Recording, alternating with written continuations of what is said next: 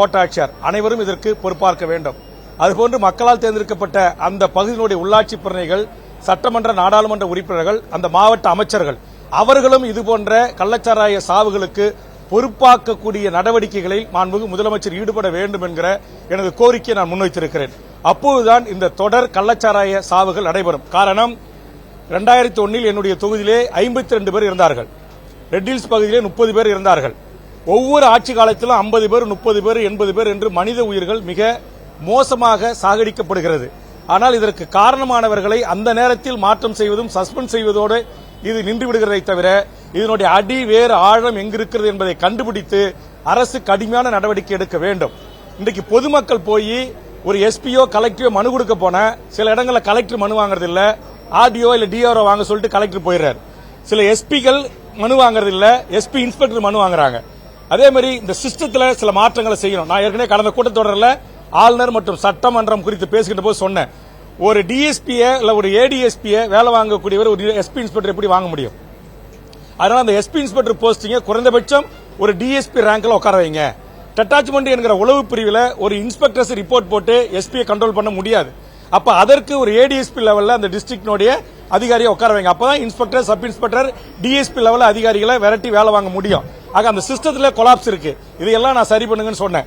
அதே மாதிரி இந்த எத்தனால், இந்த மெத்தனால், இது ரெண்டையும் கலக்கிற விடயங்கள் இது எந்த கம்பெனில ஆந்திராவில இருந்து போன சாவுக்கு வந்துச்சுன்னு சொன்னாங்க.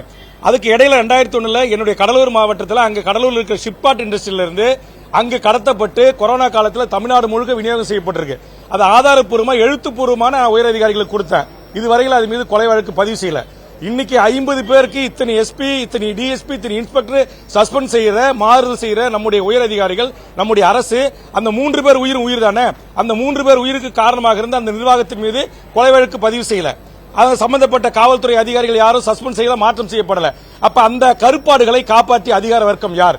இது போன்ற அடுக்கடுக்கான கேள்விகளை எல்லாம் நான் முன்வைத்திருக்கிறேன்.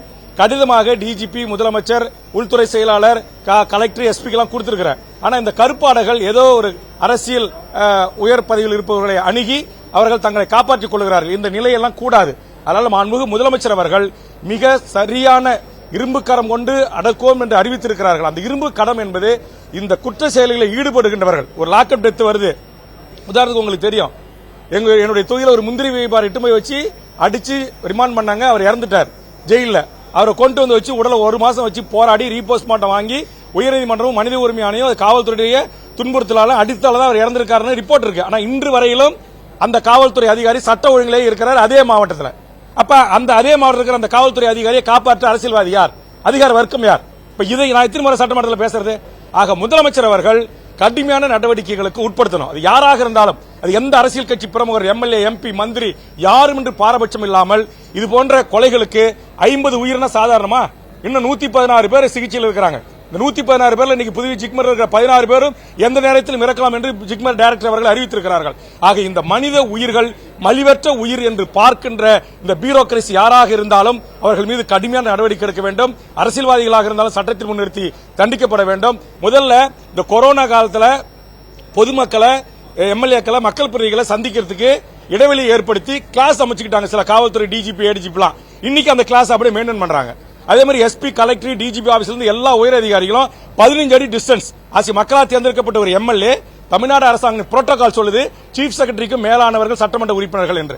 ஆனா ஒரு டிஸ்ட்ரிக்டோட எஸ்பியா இருக்கிறவன் சேர் போட்டு பக்கத்தில் உட்கார வச்சு என்ன உங்களுடைய கிரீவன்ஸ் சொல்லுங்கன்னு சொல்ல மறுக்கிறார்கள். பல ஆளுங்கட்சி எம்எல்ஏக்களே இன்றைக்கு எஸ்பி, கலெக்டரை பார்க்க முடியல. இங்க இருக்க உயர்துறை அதிகாரிகளை பார்க்க போனாக்கா வெயிட் பண்ணுங்க, மேடம் மீட்டிங்ல இருக்காங்க, சார் மீட்டிங்ல இருக்காங்கன்றா. அதான் நான் கேட்டேன். ஒரு மக்களால் தேர்ந்தெடுக்கப்பட்ட எம்எல்ஏக்கள் நாங்கள் 1-to-1 செக்ரட்டரியோட, கலெக்டரோட, எஸ்பியோட நேருக்கு நேரம் டேபிள் உட்கார்ந்து பேசுவதற்கு தீண்டப்படாதவர்களா?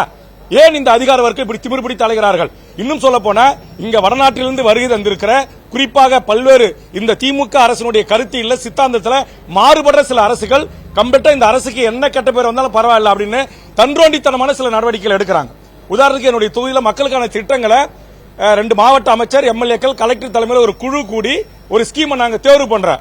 இங்க வடநாட்டு அதிகாரி ஒருத்தர் ஒரு ஆய்வுன்ற பெயர்ல வந்து அந்த அமைச்சர், எம்எல்ஏக்களால் தேர்வு பண்ண திட்டத்தை அவர் மட்டும் ரத்து பண்ணிட்டு போறார். அந்த அதிகாரம் அவருக்கு யாரு கொடுத்தா? அந்த கமிட்டி கூடி எடுத்த முடிவை டிசைட் பண்றார்.